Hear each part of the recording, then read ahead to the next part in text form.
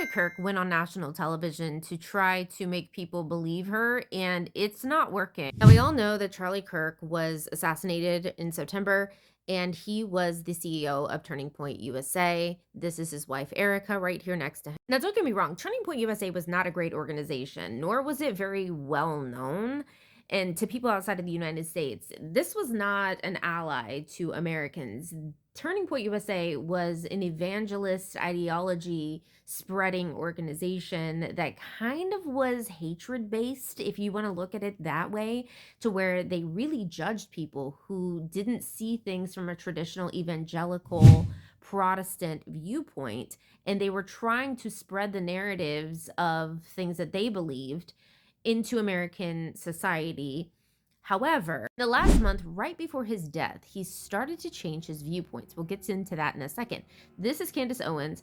She is his really close friend, if not his best friend, the only person who's been investigating his death. That is an extremely suspicious death, by the way. She knew him well before he ever knew his wife. She was a previous employee of Turning Point USA, and she believes in all the same things that Charlie believes in. But she has some serious questions about his death because nothing's adding up.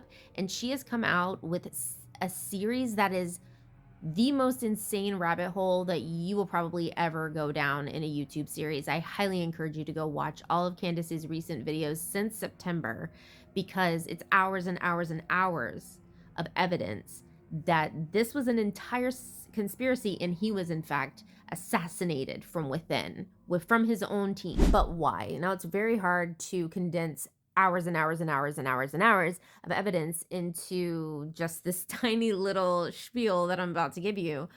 But this is a mass text message thread with Turning Point USA employees. Charlie Kirk says, "We just lost another huge Jewish donor. $2 million a year because we won't cancel Tucker Carlson." It's Tucker Carlson who he's talking about.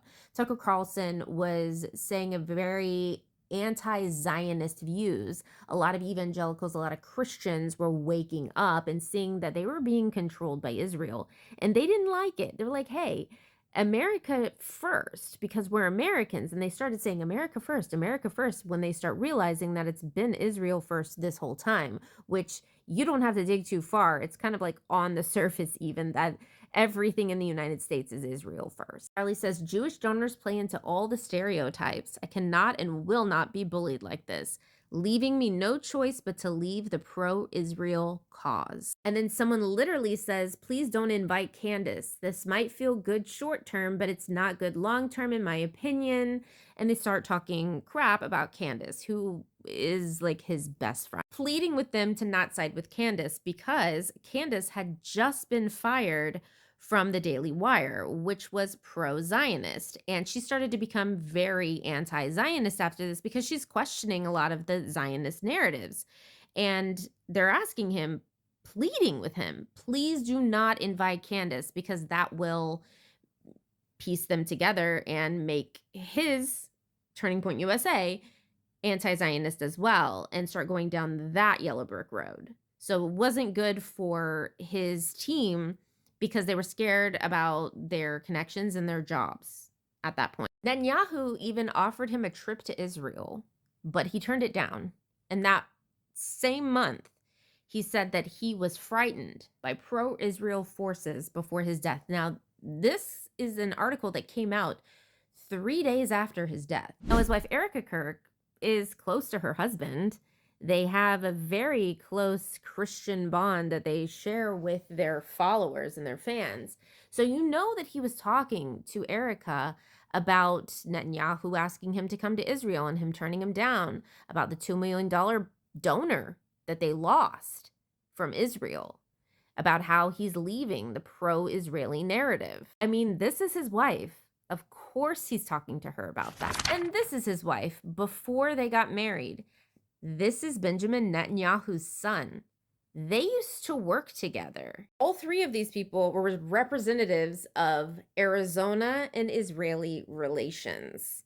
Literally, they were a part of a committee. So you know that he spoke to her about every little detail that was going on with Turning Point USA. He also spoke about it to Candace. So Candace has these receipts as well, and she's been spilling all the tea. But Erika Kirk, his wife, is refusing to acknowledge any of this as factual, even though there are receipts. She's even going on national television and twisting some of the receipts that Candace never said she actually had, and taking a topic and twisting it around and making her sound crazy, which if you were following the whole story and saw her press tour, you would never be able to close your mouth with the way that she has twisted Candace's words and made Candace sound crazy. If you weren't following the entire thing, you wouldn't know. But she's definitely doing that. And she just went on CBS News to condemn what Candace is saying. But let's talk about CBS News for just 1 second, because this woman is really interesting. Her name is Barry Weiss. Here she is with her wife, and she's the editor-in-chief of CBS News, although she has 0 newsroom experience and has also never had experience on television before this year. She's a privileged girl from Pennsylvania, from a multi-millionaire family who owns Weiss House, which is a private company. They actually make $4.2 million in revenue each year, but probably more than that because it's not publicly disclosed actually how much they make. So it's probably a lot more than that. She's Jewish, which wouldn't make any difference whatsoever, except for the owner of CBS News, David Ellison. He's also Jewish and pro-Zionist as well. And funny thing, they're friends. So David Ellison bought CBS News and put her as editor-in-chief with no experience, just because he knew that she was going to be pro-Zionist. But who is David Ellison? Larry Ellison's son. Yeah. The second richest person on earth. And he actually holds a majority stake in CBS News. Larry Ellison is the #1 donor in the entire world to the IDF. He's also very good friends with Benjamin Netanyahu. The AI overview on Google collected data from tons of articles saying that they vacationed together in Hawaii. Netanyahu and Larry Ellison, the main shareholder in CBS. Guess what? This editor-in-chief of CBS News, as of 2025, doesn't report to the president of CBS News. She reports to the largest donor, Larry Ellison. They're all in this incestuous, weird relationship with each other to manipulate the news. And then they brought on Erika Kirk to try to convince everybody that this wasn't an assassination and that Israel wasn't behind it. As if that makes sense. And you know that after Charlie died, Erika took over as CEO. But did you know that she's accepted over $150 million in the past 3 months from donors? Yeah. And these are the same donors and the same deals that Charlie was against. But she's acting like that never happened. And she's viciously attacking his friend for trying to look into his death. And nowhere in all the fake crying with 0 tears did Erika Kirk, Charlie Kirk's wife, ever say that yes, he was questioning the pro-Zionist narrative. In fact, they asked her on this program to publicly condemn anti-Israeli narratives and anti-Semitism, I'm sure to secure the bag, to secure more multi-millions of dollars in donors. So this is what she said. Will you here condemn the individuals spreading that hate and speak out clearly enough against anti-Semitism so we can prevent another tragedy? Charlie always would say very clearly, Jew hate was brain rot. He would always say it. We've been to Israel twice together. And to be able to walk in the place where our Lord walked and see the Bible come to life in Technicolor, how could you hate that place? How could you hate the Jewish people?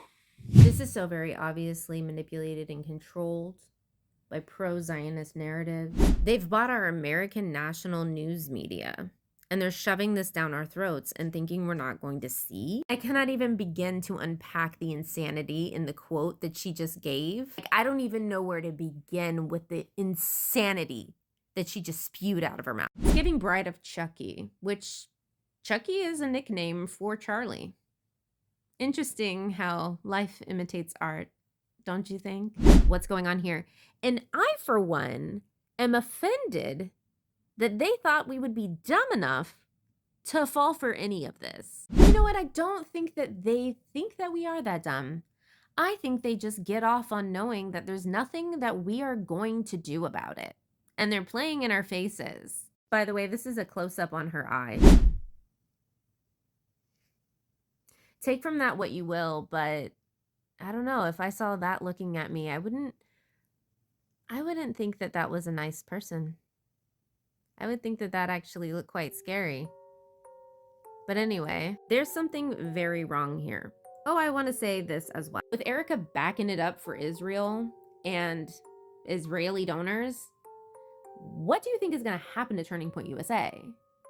They're going to catapult into major success. And she's going to be the one that brought everyone together. The beautiful ex-beauty pageant female CEO of a multi-million-dollar company who just came out of the grieving process of her husband. Yeah. And then she's going to get all the Christians who totally believe that Jesus Christ is on her side, and they love Jerusalem and Israel because that's where Jesus is from, right? They're going to get on her side too. There's going to be a push for evangelist narratives in schools, which there already are. There's going to be a push for a lot of more Gilead seeming things. If you've ever seen The Handmaid's Tale, I see this coming a mile away. And even though I did not support the guy and I didn't believe in a lot of the things that he said, and I thought that he was kind of an a-hole, okay? At the same time, I can't help but feel bad for Charlie Kirk. Because imagine thinking your heart's in the right place and then at the very last moment before your death, starting to change into a better person, and your own wife and the mother of your children does this to you after your death. Let that sink in. The betrayal that would be. The only person that's doing anything about this is his best friend, who everyone's condemning. And she's had to hire security because threats on her life have been put out by many people in power. One she even proved. The president of France tried to assassinate her recently. Man, you guys got to watch the Candace Owens show. Go ahead and go watch it because it is out of control. This entire thing is out of control. And very sad. I'm sad for the people involved, and I'm sad for us as American citizens that this is the regime that we're under. And it's not that we can't do anything about it. It's that no one is going to. It's that no one is going to. Anyways, don't forget to like and subscribe. And I guess I will see you all in the next video. Bye.